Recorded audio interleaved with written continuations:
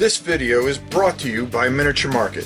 Thousands of board games, miniatures, and paints, discount prices at miniaturemarket.com.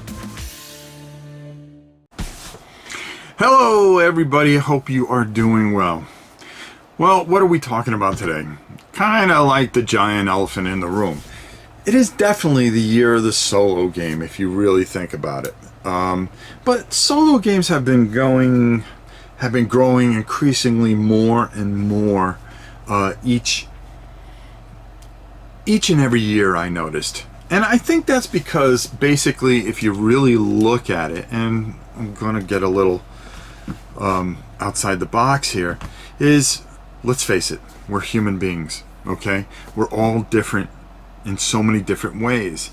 And, you know, where people have gaming groups that have lasted for years and years and years, which are about 45 to 50% of things, there's that other 55% that you really have to think about. And what I mean by that is, you know, we're all different. There's alpha gamers, okay? There's rules lawyers. There are timid people that are intimidated. Everybody's different in their own way. So it's kind of like that show Big Brother. Everybody loves each other when they come into that house, okay? But within 5 days, they're ready to kill each other and cut each other's throats. Everybody has different things, and sometimes you just want to get in a game and have it peaceful. Eventually, you know, for the most part, people there's always going to be somebody in the group that's going to annoy somebody, and that always breaks up the dynamic. Unless you're that very rare group that have been around and care about each other, and don't tell me that you haven't had your problems at some point. But getting to my point is that the growth for solo games has been increasingly growing each and every year.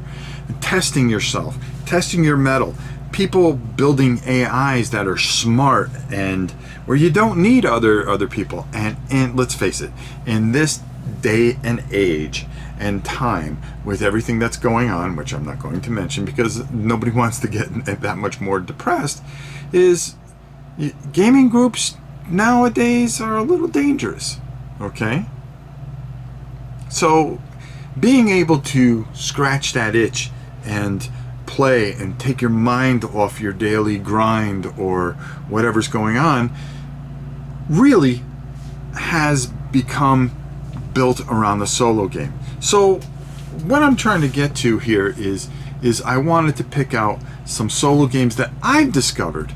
Now, fortunately for me, not unfortunately for me, or fortunate, however you want to see it, is I live in a part of Florida where there's just nobody. And if you wanted to go be part of a gaming group, it's an hour or so away.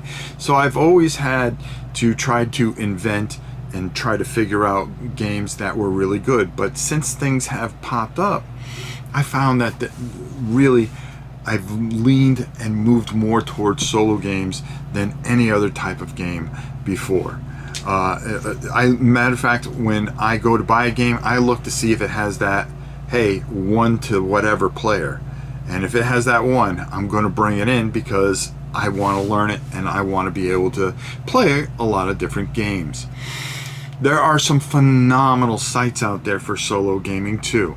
Let's not forget one of my very dearest friends, Rolling Solo. Just a phenomenal channel, and probably one of the best solo channels out there. Adam Smith just does a phenomenal job, and he's fantastic. Let's not forget Beyond Solitaire with Liz Davison. Oh, did I mess that up? I don't think I did. Her channel is absolutely phenomenal. So I really suggest those channels. I really think they're good. And if you're looking to learn a game, well, we're better than Rodney Smith, who is probably the best in the business when you really think about it.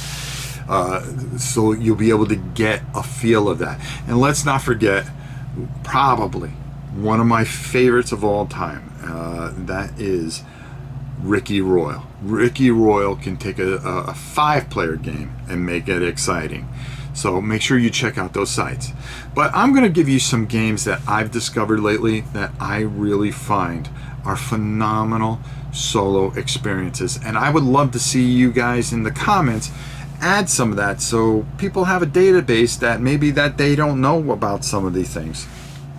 One game that has shot right up the chart, that wasn't even on the chart because I never got to play it solo, but has easily made it into my top 10 games of all time, is Xia Legends of the Drift System. Now, you have to have the Embers expansion to play it solo, and it is phenomenal. It is a sandbox game with 4X written all over it. I always wish that Twilight Imperium had some kind of solo component or some kind of AI where I could just play this massive 4X game by myself. Don't get me wrong, I love playing 4X games with people, but that's not always possible, is it, folks? So Xia does so many phenomenal things, and I think it's really just a fantastic game. Dawn of the Peacemakers. That is a game that is so interesting because you're trying to stop a war in a lot of senses. And I think it's an underrated game that people don't talk about, and I think they should. There is a lot of videos out there. I actually painted the game. I think it's fantastic.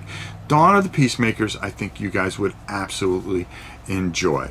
You have all the Zombicide games, especially the newer one. The Mars one is very good. Zombicide Invaders, I think, is fantastic.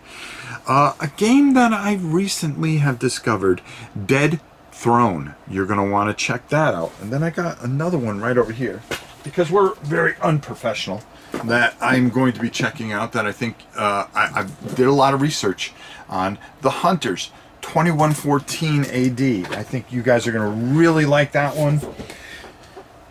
I get a lot of these to the table, but it takes a lot of research, and I do a ton of research to try to get games out before I even open the games. I bring them in and I research, I study, I download rule books, and before I even open up the box, and to find out, is it going to fit on our channel? Well, that there is looking like a phenomenal solo experience. You're going to be seeing that coming very soon, or maybe it came out already before this video even comes up. Another fantastic solo game is Set a Watch. Little box game that is just so much, and I think it just really stands out. You're basically setting a watch while people are resting, trying to get some rest, and you just have hordes of bad guys coming because they don't fear anything, and you have to fend it off for a number of rounds, and you could possibly win the game just before daylight. Very excellent and phenomenal game. Too Many Bones. I've dug that back out, and people, you play it for a while and you go, this is a great game. You put it away and it goes off your mind because there's so many different things coming out, and then you pull it out and you go, my God, why aren't I playing this every single day? Because this is just an imaginative and fantastic experience. Too Many Bones is one of my favorite chip theory games, along with Hoplomachus. I actually got that out, I think, correctly. That entire series is another great solo series, and I highly suggest it. These games are just absolutely fantastic and just wonderful experiences. There's so much out there. I mean, I can just look on my shelves and name about 1 billion things all day long. But I look forward to hearing what you guys think are some fantastic experiences that can help people that are right now struggling, especially with number one, not a lot of new games coming out, not a lot of things that maybe that everybody knows about, but things that we can point out. And especially this time with things being tight with money and other things, that we can point you in the right direction of some fantastic experiences to get you through what we're going through, a very tough time. All right, until next time, it's your old pal Rob saying we'll see you soon. And I look forward to hearing what you guys think are some of the best solo games out there today.